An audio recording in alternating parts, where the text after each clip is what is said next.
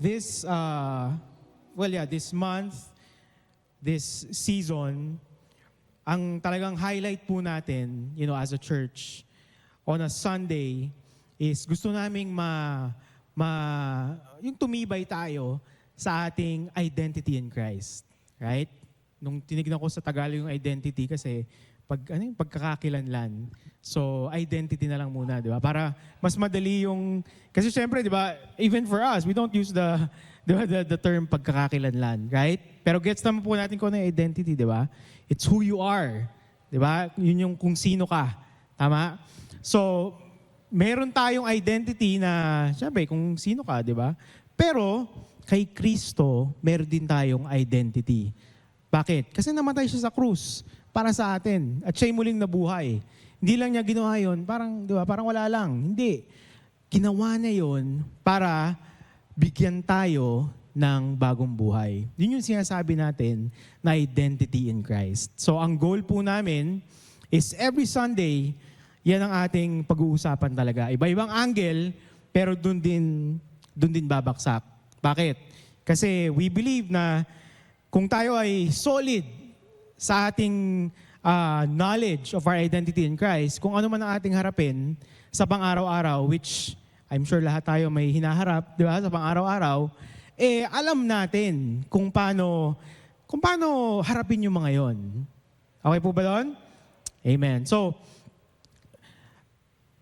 this, the past, I forgot how many weeks, kami po ng asawa ko, we joined a pre-marriage course. Yan. So, meron po ba dito na boyfriend, girlfriend, pero hindi pa kasal? Sige nga, patingin nga. Ay. Ayun. Ay. Or sinong gusto mong pakasal dito? Yan na lang. Sige, sinong gusto mong pakasal? Yan. Wala? Yung mga single pala nagtaas ng kamay, no? So, alam niyo po, as a church, meron tayong classes because we wanna help you as well, journey in the process. And you are engaged, di ba? And then you wanna get married. So, we do have a course to help you with that. Di ba? Bakit? Kasi sa kahit anumang season ng buhay natin, kailangan pa rin natin na ma-remind yung ating identity. Di ba? Iba din yung ikakasal ka na, tapos, di ba, nagpe-prepare kayo sa wedding, and then nag-aaway kayo. Di ba? Kailangan mo ma-remind ng identity mo in Christ now that you're bringing someone in sa buhay mo. Right? So, one of the assignments that we had in that group is we made them create a vision board. Okay? Alam niyo po ba ang vision board? Di ba? Yung, basta, it can be online or pwede nyong i-drawing talaga. And ilalagay nyo doon kung ano yung nakikita nyo. Di ba? For this year, or I don't know, for 2 years. Di ba? Vision board. And it's very interesting na lahat ng aming na-handle doon sa grupong yon, nilagay nila yung health. So as newlywed, and not newlywed, as people who want to get married, couples who want to get married, nilagay nila na priority sa kanila yung health. So ang dami nilang na-share doon. So, and which na-remind din kami, di ba, about health, ganyan. May isa pa nga nagsabi doon, di ba, ang health pala, if you want to talk about health, it's 80% diet, 20% exercise. Right? So, doon pa lang, what?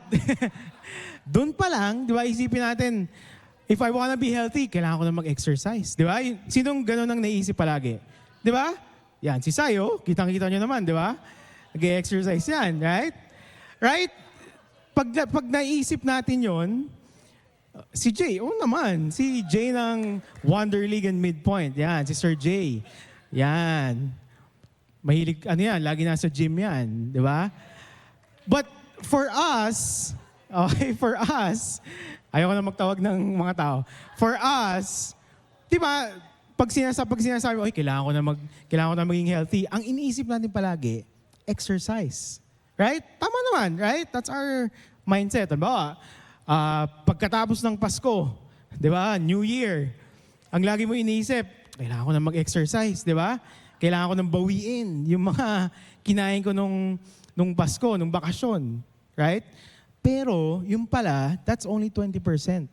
Bakit? The 80% of it is yung diet pala. Di ba? So, dun sa, just that thought, kung ang pinag-uusapan natin na identity, yung ating katauhan kay Kristo, di ba? Meron kayang relasyon yung ating intake, yung ating diet. Di ba? Meron kaya? Kasi we always declare, di ba? Yeah, God sees me, I'm loved, right? I am forgiven, I am accepted. Tama po yun, right? That's what we tell you. Pero, ano po yung other side of it? Ano yung ating in-intake? Ano naman yung ating diet? Di ba? So ngayong hapon na ito, ang title po natin is Prating Gutom. Yan. Sino nakakita niyan sa Facebook? Di ba? Doon sa hindi po naka-relate, alam niyo naman po ngayon, tanggalin mo ng letter, o kaya baliktarin mo. Yan, ganyan na yung mga branding natin ngayon, di ba? So, ito kasing term na to, basically, parating gutom. Yun lang yun. Tinanggal lang yung isang letter. Parating gutom, right? Lalo na yung mga growing kids ngayon. Di ba? Parating gutom, you're always hungry. And tayo naman as believers, di ba? If I might say this, ganun din tayo, parati tayong gutom. Ang tanong, saan tayo gutom? Di ba? For what? For what are we hungry for? And going back, I forgot sino nagsabi nito, kung si Pastor Giselba or si Pastor Paul. Way back early this year, Jesus did not just change my life, He gave me life. Di ba? Jesus, si Jesus, hindi lang niya binago ang buhay ko, binigyan niya ako ng buhay. Di ba? Ngayon, ano naman ang application nun sa atin? Kung ako'y binigyan ng buhay ni Kristo, ano naman ang gagawin ko para masustain, di ba, yung buhay na binigyan niya sa akin? Di ba? Hindi naman pwede na, okay, binigyan niya akong buhay, ako nang bahala, how I wanna live my life. Right? How I live my life, how I live the life that He gave me is still connected to Him. Yung nagbigay ng buhay. Di ba? Hindi pwedeng binigyan niya ako ng buhay, o sige, ikaw nang bahala. You live your own life. No, the how I live the life that was given to me, babalik pa rin sa Kanya, yung source. Sabi po sa 2 Corinthians 5:17, if anyone is in Christ, alam ko na you've read this verse one time or another, he is a new creation. Old things have passed away, behold, all things have become new. Dahil binigyan ako ng buhay ng Diyos, iba na rin ang diet ko. Diba? Iba na rin ang diet natin. So, ang buhay natin ngayon, kumbaga, pag-diet and all of these things, babalik tayo sa term na gutom. Diba? Yun lang talaga yung babalikan natin. Tanong ko sa inyo, saan ka dinadala ng gutom mo? Diba? Sino sa inyo willing kayong mag-drive-thru ng 12 midnight dahil, diba? I mean, let's be honest, minsan may ganyan, diba? May mga nagsisiguhan na dito sa gilid. Right? Nagising ka ng madaling araw, nisip mo, parang gusto ko ng French fries. Diba? Parang gusto ko ng BFF fries. Right? So, you're willing to go, labas ka, di ba? Drive-thru, kung saan McDo man yan, 24 hours. Di ba? Isang BFF fries. Right? Doon, saan ka dinala ng gutom mo? Di ba? Sa McDo. Right? Saan tayo dinadala ng gutom? At ito po ay hindi lang physical food. Saan tayo dinadala ng gutom natin? Ang ating bagong identity kay Kristo, kailangan rin ng bagong diet. 3 katanungan lang po, 3 things and 3 points na daanan natin when it comes to our diet. Number 1, saan ka gutom? Yan. Colossians 3, verse 1 to 3. Sa Tagalog po. Yan. O, basahin ko sa Tagalog. Sabi sa Colossians 3, verse 1 to 3, yamang binuhay kayong muli na kasama ni Kristo. Ituon ninyo ang inyong pag-iisip sa mga bagay na nasa langit, na kinaroroonan ni Kristo na nakaupo sa kanan ng Diyos. Okay, tigil lang po tayo doon. Unang-una, ang ating hunger, ang ating gutom, di ba, minsan, iniisip natin, di ba, si Pastor Edwin ba nagsabi noon last week, di ba, na gusto kong bumait, pero hindi ko magawa. Right? Diba, I want to be a good person, pero saan ako magsisimula? And babalik tayo dun eh. Saan ka ba? What are you hungry for? Diba? Saan ba ang gutom mo? Saan ka gutom? Sinagot na po yan ng verse 1. Yamang binuhay kayong muli na kasama ni Kristo. Anong ibig sabihin? Minsan, ang tinatry natin i-change yung diet natin without understanding na yung kapangyarihan to change ay wala sa atin. Nasaan? Nandun sa kapangyarihan ni Kristo na binuhay na tayo. Di ba? Minsan iniisip, sige, 1 week, hindi na talaga ako magko-coke. Right? 1 week, hindi na talaga. Oo, ayun o. Di ba? 1 week, hindi na talaga. Okay, 1 week na kaya mo. O sige, next week ulit. Di ba? Hindi na ako magko-coke ulit. And then, siguro nakaya mo mga 3 days. Tapos yun na, may nagbukas ng 1.5 sa kantin nyo, di ba? Nabuhayan ka na naman. Right? Why? Because you were relying dun sa, hindi, ayoko. Di ba? Yun ang dun mo kinukuha yung lakas. Pero anong sabi ng verse 1 sa atin? Colossians 3 verse 1. Yamang binuhay kayong muli na kasama ni Kristo. Tayo'y binuhay kasama ni Kristo. Doon ang gagaling ang kapangyarihan na meron tayong bagong diet. Doon ang gagaling yung kapangyarihan na I want to hunger for different things. I want to hunger for new things. What do I hunger for? Yung finish ni Pastor Giselle, I think 3 weeks ago, di ba? Putting on and putting off. Right? Yung may example pa ng jacket. Right? I think sa morning service. But pwede rin nating i-apply dito yun. Di ba? We put off the former gutom, yung mga dati nating kinagugutuman, and then we put on itong mga bagong bagay na kailangan we are hungry for. Right? It's a putting off and a putting on. And again, ang kapangyarihan nun, the strength of that, is babalik kay Kristo. On a practical note, nung pong pinag-aaralan ko to, kasi di ba, when we talk about our identity in Christ, saan ba natin na-apply yan? Sa pang-araw-araw natin buhay. Di ba? Halimbawa ako, let's say bilang ama, di ba? Ano nga ba? What am I hungry for as a father? I mean, what do I crave for as a father? Is it just to be, para sa bahay, kailangan, di ba, I'm respected. Tama naman yun, di ba? Na dahil ako yung tatay sa bahay, dapat, di ba, nirerespeto ako. O, dahil bago ng aking identity in Christ, ang pwede ko ngayong craving or hunger is, gusto kong maging ama na gino-glorify si God. Di ba? Kasi kung titignan mo, tama din naman to. Di ba? Gusto kong respect. I need that. But then, kung gusto kong maglakad or i-walk out itong bagong identity ko in Christ, mababago na rin yung things that I'm hungry for. Di ba? Hindi ko na i-demand yung respect from my wife and from my child. Why? Because ang focus ko na is, Lord, turuan mo ako. Diba? Turuan mo ako, Panginoon. That's na what I'm hungry for. Yun na yung aking kinagugutuman. Hindi na ako gutom sa respeto. Na, teka lang, tatay mo ako ah. Diba? Ako ang, dito, diba? I'm the man of the house, right? Ba't ako naglalaba? Mga ganon. Diba? So wala nang ganon. Walang ganon. Walang ganon. Diba? Walang ganon. Bakit? Panginoon, turuan mo ko. Diba? Turuan mo ko, Panginoon. Bigyan mo ko ng lakas para maglaba. Diba? Pero nakita niyo yung kaibahan? Diba? Nakita niyo yung kaibahan? This is not what I'm hungry for anymore. It's now, Lord, diba? I want to be hungry for your things. Amen? So, that's number 1. Saan ka gutom? Pangalawa, eto na, anong oras ka gutom?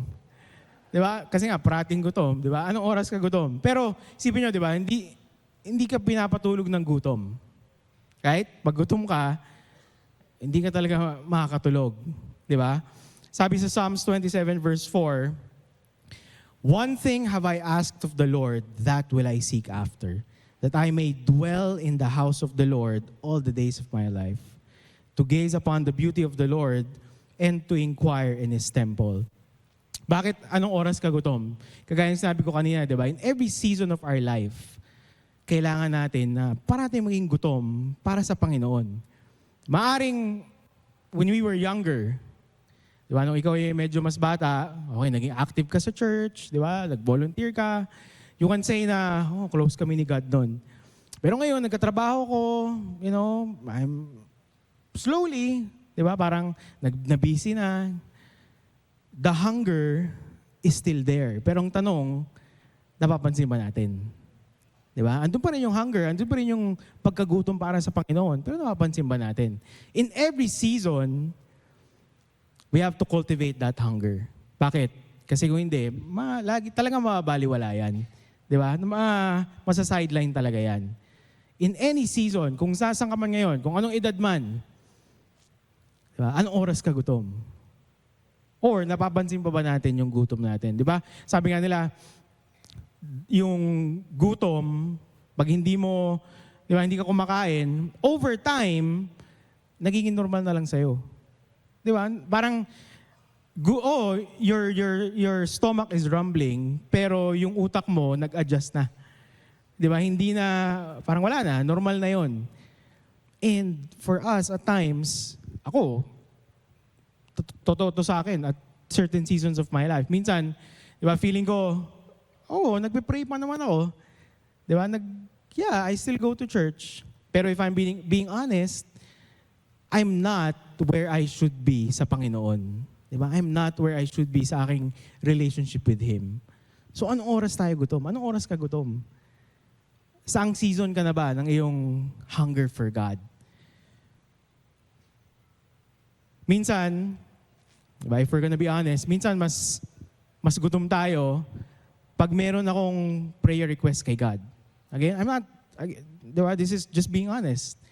Right? I'm pointing at me. If I have a need from God, ayun, talagang, diba, sobrang, Lord, diba, I want your will, I want your purpose. Diba, gamitin mo ako, Panginoon. Pero pagka nakuha ko na, I got what I was praying for, medyo nakalimutan ko na yung gutom sa Panginoon. Sabi nga ni Kuya Kiko kanina, I'm sure, sinabi rin niya last week, di ba, na naging familiar tayo. Right? Na-bless ka na nabigay na sa atin yung pinagdadasal natin, naging familiar na tayo. Nawala na yung gutom natin. Nawala na yung dati, di ba, gusto nating gamitin ng Panginoon. Lord, I want your will in my life.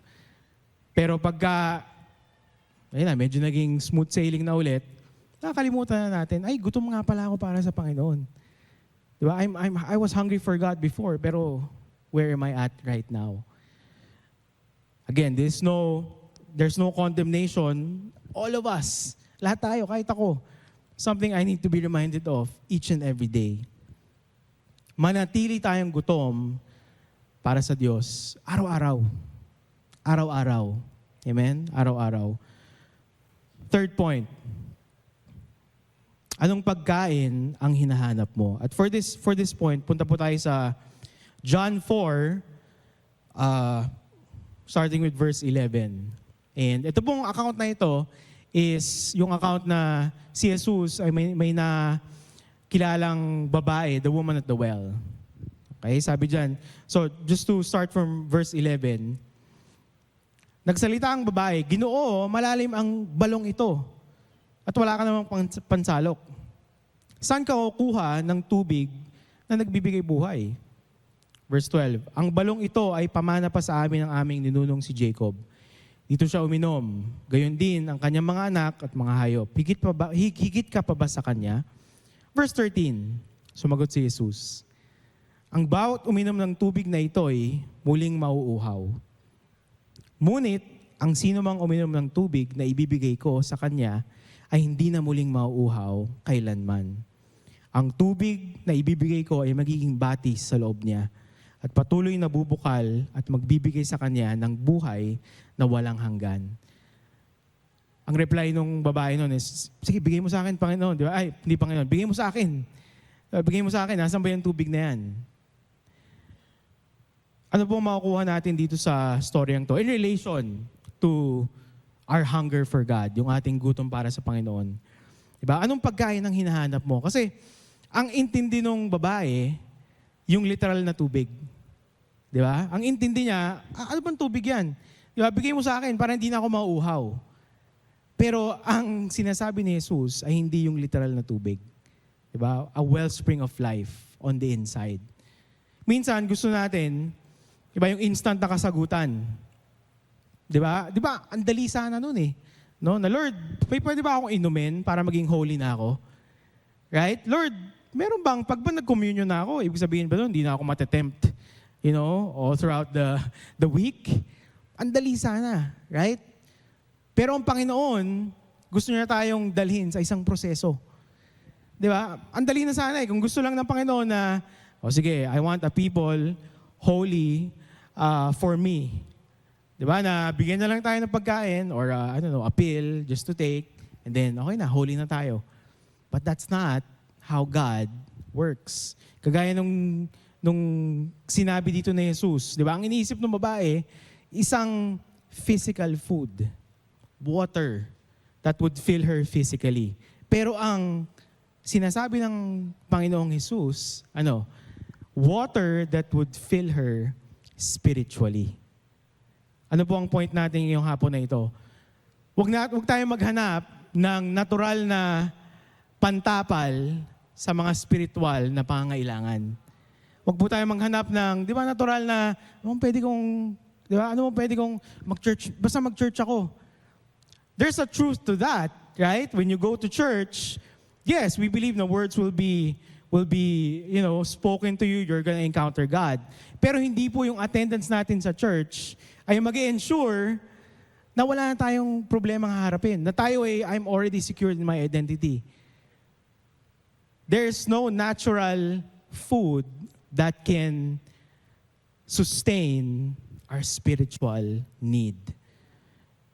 Balik tayo sa Colossians chapter 3. Ngayon naman sa verse 2. Simula ulit tayo sa verse 1. Di ba? Yung kanina, yamang binuhay kayong muli na kasama ni Kristo. Ituon ninyo ang inyong pag-iisip sa mga bagay na nasa langit na kinaroroonan ni Kristo na nakaupo sa kanan ng Diyos. Verse 2. Ang mga bagay na panlangit ang isaisip ninyo. Hindi ang mga bagay na panlupa. Sapagkat namatay na kayo at ang inyong buhay ay nakatago sa Diyos kasama ni Kristo. Tayo po, when we hunger for God, we always go higher. We always go higher. We always look up. Right? You might be here, hindi natin alam kung ano bang pangangailangan nyo. Healing, wholeness, finances, right? Ang hinahanap ba natin one time, big time?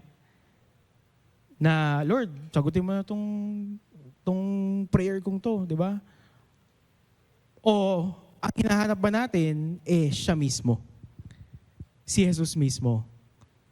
Tayo ba ay magsisimba pa rin kung ang sabihin niya sa atin is, basta lumakad ka kasama ko. Sumama ka lang sa akin. Diba? Can you imagine that? If you're asking something from God, Lord, breakthrough naman, diba? Lord, gusto ko naman makaluwag-luwag sa aking finances. Anong ina-expect natin? Siyempre, finances, right? Pero paano kung sabihin ng Panginoon, sige, basta go with me. Diba? Be in step with me. Sumama ka lang sa akin. Just keep going to church. Diba? Just keep doing what you're doing. Tayo ba susuko na? Kasi Panginoon, hindi yan ang kailangan ko eh. Di ba? Ang gusto ko nga is finances, Lord. Ito nga yung gusto ko, Panginoon .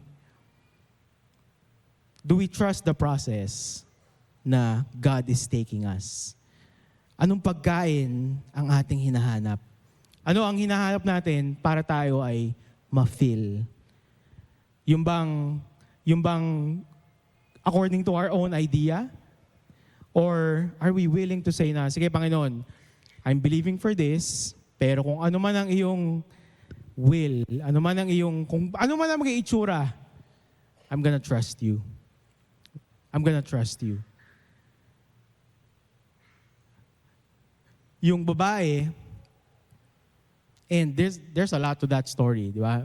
I mean, we can go another way with that story. Pero yung babae kasi, she was wanting, di ba, just a water na, sige, bigay mo na sa akin, di ba, para hindi na ako mauuhaw ulit. Pero alam ng Panginoon kung ano yung pangangailangan niya. Di ba? Alam ng Panginoon kung nasan siya sa buhay. Alam ng Panginoon na, di ba, 5 na yung naging asawa niya at yung kinakasama niya nung time na yon, hindi niya rin asawa. So, ang Panginoon, di ba, si Jesus nung time na yon, ang gusto ni Jesus, process. Pero yung babae, iniisip niya, di ba, ito na, Panginoon, ito na, gusto ko na, di ba, I want it now. Lahat tayo, meron tayong process. Pero ang kagandahan dito is we are being led by the one who loves us. We are being led by a God who wants the best for us. Amen? Now, baka naman pagkatapos ito, di ba, ayoko na magdasal. Baka process pa pala, right? No. If we talk about identity, our new identity in Christ, di ba? Balik po tayo doon. Nasa atin na yun. Right? Our identity in Christ, it already puts us in position para, di ba, in relationship with our Heavenly Father. Lahat po ng ito, it's not a striving, but it's from relationship. Tayo ay in relationship with our Heavenly Father through Jesus. So hindi ito, work na you're really gonna strive. It's going to be out of relationship. It's an overflow. Amen? So saan ka dinadala ng gutom mo? Saan ka dinadala ng gutom mo? Kanina pong umaga, meron po tayong Life Group 101. Yan. So plug ulit natin. Yung Life Group 101, kung meron po sa inyo na maaaring hindi pa kayo part ng life group, pero inisip nyo, ano ba yan? Di ba? Ano ba yung life group? Where do I start?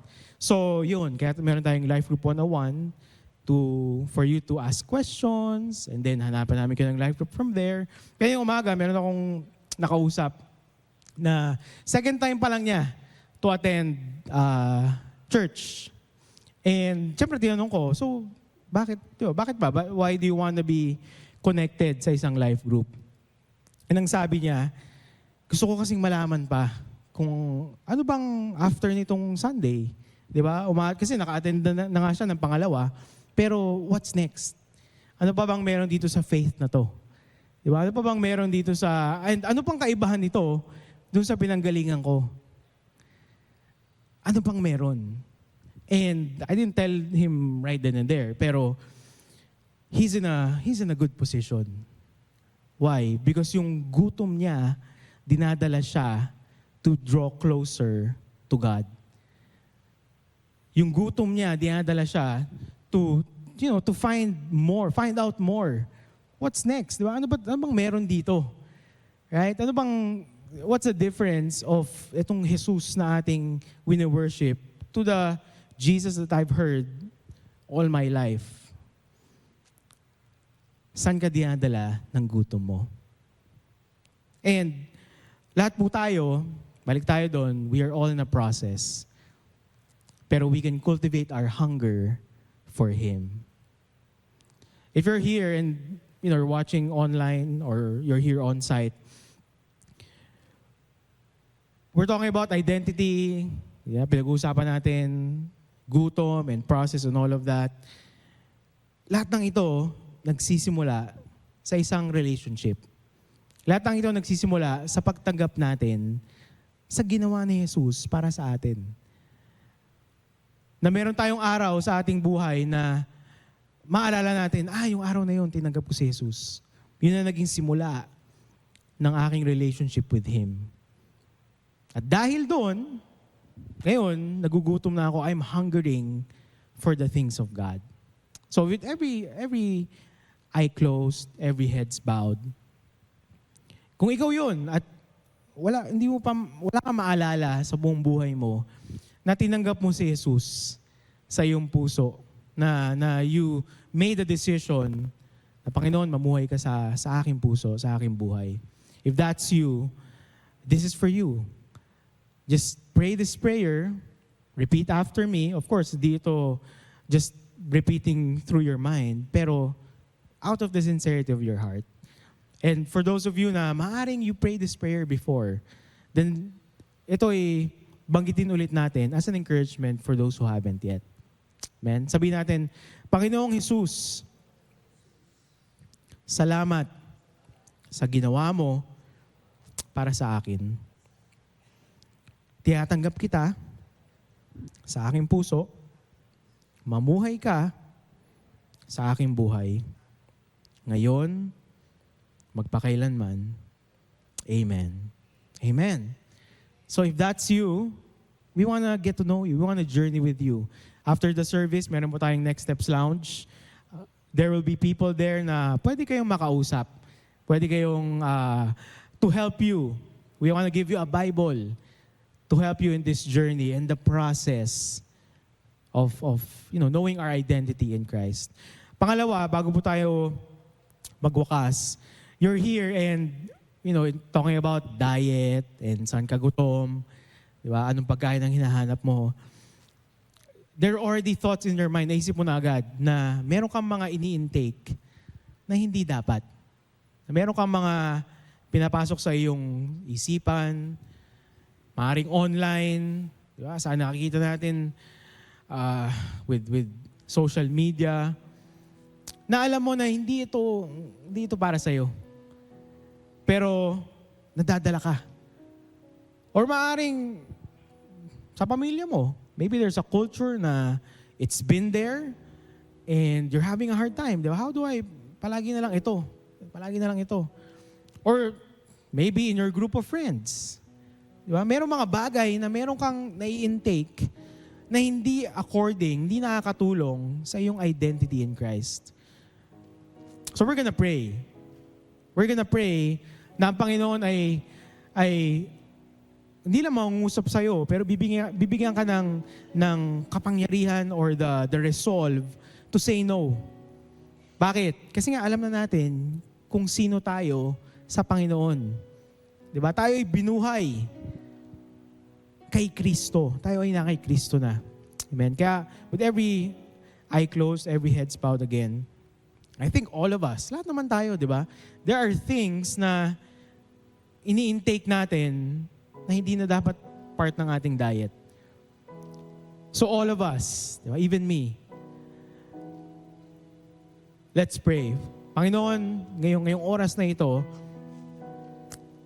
we desire na ang aming diet, ang aming ini-intake, Panginoon, ay according lang sa iyong salita, according to our identity in you. And kung meron mga bagay, Panginoon, na we have been intaking, na hindi naman according sa iyo at sa iyong salita, hindi makakatulong sa amin, right now, we choose to lay it at your feet, God. We choose to put it down and just leave it at your feet. Ayaw namin balikan, Panginoon. Dahil gusto namin to go higher in you. Gusto namin, Panginoon, na mas ma-establish pa in our identity in you. Gusto namin, Panginoon, ng bagong kagutuman para sa iyo. Yan ang pinapanalangin ko ngayong hapon na ito. Even those who are watching online, a new hunger, a fresh hunger for the things of God. Na bawat paggising namin, araw-araw, we would desire for you, God. We would desire for your word, for words that come from you. Salamat, Panginoon, na you are powerful enough not just to change our life, but you have given us life.